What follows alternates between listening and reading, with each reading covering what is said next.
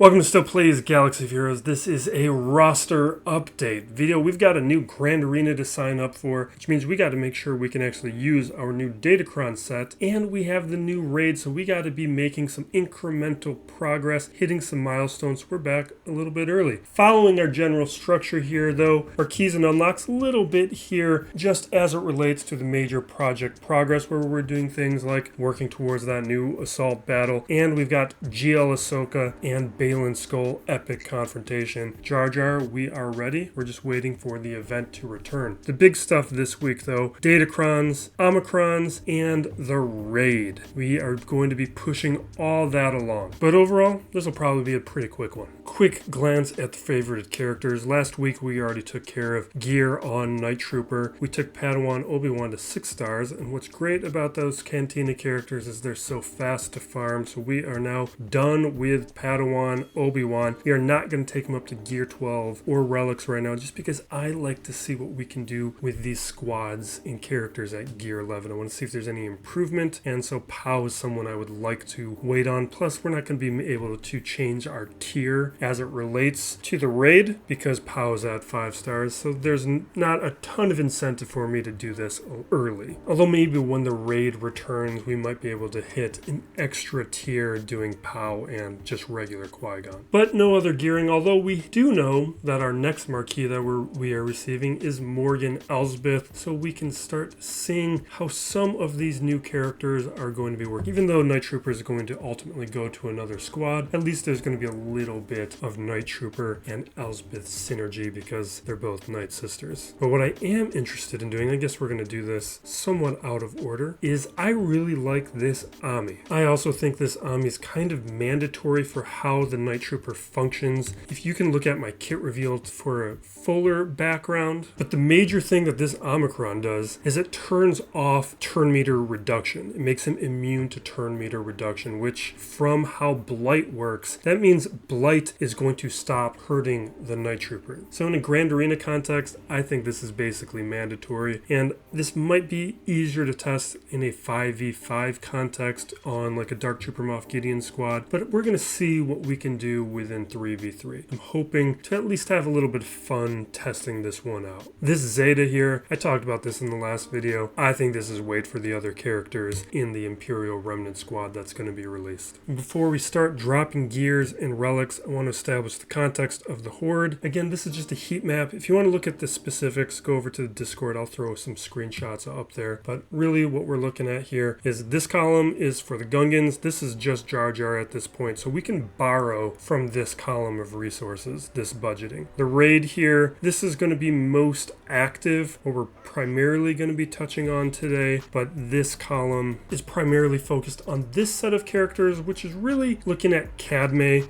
and the Assault Battle, POW, Master Qui-Gon, those characters, but we're also going to be pushing Luminara, Kit, and Stap a little bit. Plo is a character I would like to take to relics for the raid, but we're not going to be doing that right now. We don't want to be pulling away gear that I'm not sure we have right now, because we only just finished that farm on POW, so I'm only just getting back to signal data. We were put off a couple weeks. Now, Ahsoka here, this is just the known quantities. This is Night Trooper and Ahsoka to Relic 9. I had been planning and budgeting ahead with GL raid gear, which put us much further into a deficit with a lot of resources, but now we are no longer speculating, just going on with what is known. Hopefully this week we get a little bit more data and we can input more information in here. In this relics column, this matters the least, but there's some Datacron related things within here. And this is just some long time characters, some luxury characters. It's these characters down here that I've been interested in either adding relics to or increasing relics on. It's some characters like Gar Saxon and Imperial Super Commando, which we could consider for relics for those Datacrons, which we really need to start considering right now. Few things here where we've got Barriss. This one I can use. I think there's a lot of potential here. We've got the right abilities on it. With Cup, I think this is a very nice Datacron, but we're not taking him up to relics unless he's a GL Ahsoka requirement. We can at least use the level 6 ability on some support character heavy squads, but that one we're not touching really until we get some more Ahsoka requirements. I do think there is a good chance though he turns into Ahsoka requirement, so I do want to have it on standby. Gar Saxon, this is the tough choice this because this is a really nice sounding Cron, but it's a little too many relics for me.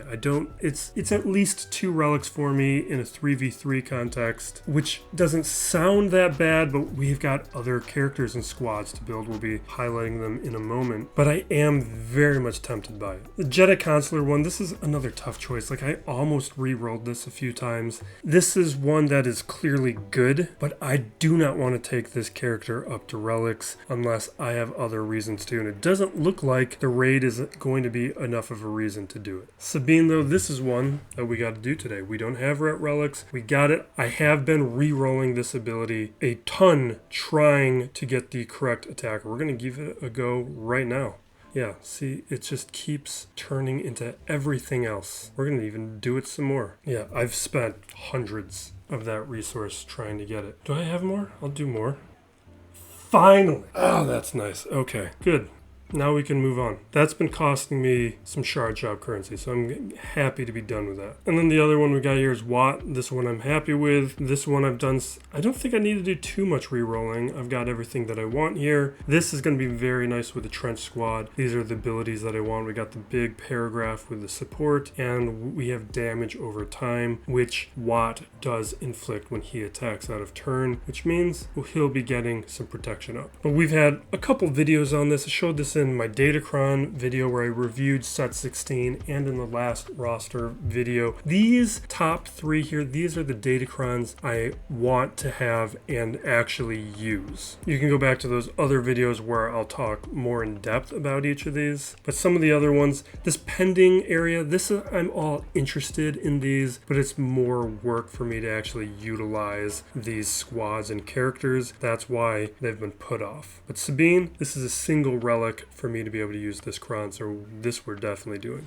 And this is, I think, a Baudelaire dependent option. It doesn't sound very good with Krex because in order for it to work well with Krex, it means the Krex squad is not really functioning as intended. We'll zoom into the Datacron one more time and I'll explain why that is. But right now, I have to take her up to Relic 5 so that we can use it. That's not a huge ask. It is a bit of an ask just because we don't have a lot of signal data right now. And I don't like being this low. It looks like I have a lot, but based on how much I need, we are just hundreds behind, hundreds in the hole. So with her Datacron, it's whenever an enemy takes a turn. With a Krex squad, you don't want the enemy taking a turn. So it could be something where if the enemy does take a turn, you could stop it. And Sabine could go and you could get Krex moving up again. That's okay. But ideally, it's not even going to come up. And for me personally, I don't have all the Phoenix at relics, so I wouldn't even be doing it. And if it did become a Phoenix dependent option, like it would probably reduce the variance with a third sister counter right now with the third sister Cron, but I'm not investing those relics to do it. With the other options I'm most interested in, Stormtrooper Hound we don't have yet. Nihilus I'd actually be fine in a 3v3 context if I got it, but in 5v5 we would need Scion. That's why it's in this close zone. The rest of these we are waiting on, but one thing I do need to do is push Barriss to Relic 5. This one I'm also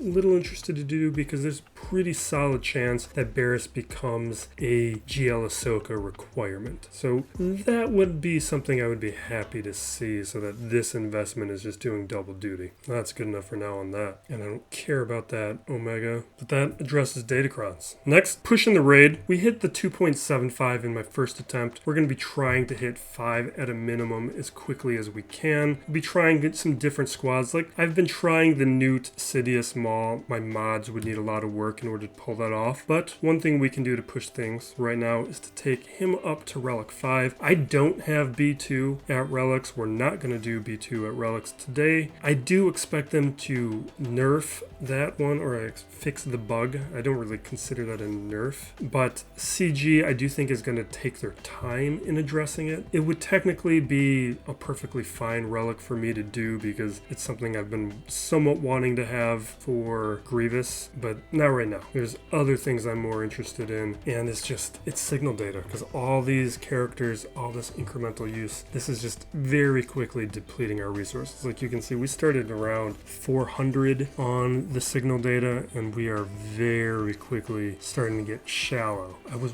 wanting to go to Relic 5. Maybe we're stopping at Relic 3 this time. Yeah, this was not my planned intent, but I think we might be just stopping at Relic 3 this time. Let's take a look at this. Yeah, we're stopping here. It's just too low on the flawed and the whatever the green one's called, or the fragmented and the incomplete. But that will help me incrementally improve my score, getting closer to 4 million with these improvements. Although I do need to, I got to make some plans and test out some of these more undersized options. Really, things are going to be jumping a lot for me when we get Jar Jar and when Master Qui-Gon is farmable. And we will wrap it up there. I'm going to jump in, do the raid before that raid wraps up and see what kind of improved score we get, and then we'll be back probably in another week once we have a whole deeper set of Datacrons after Conquest is complete to fill out some more weapons for Grand Arena. Thank you for watching. Be excellent to each other. This still plays Galaxy of Heroes.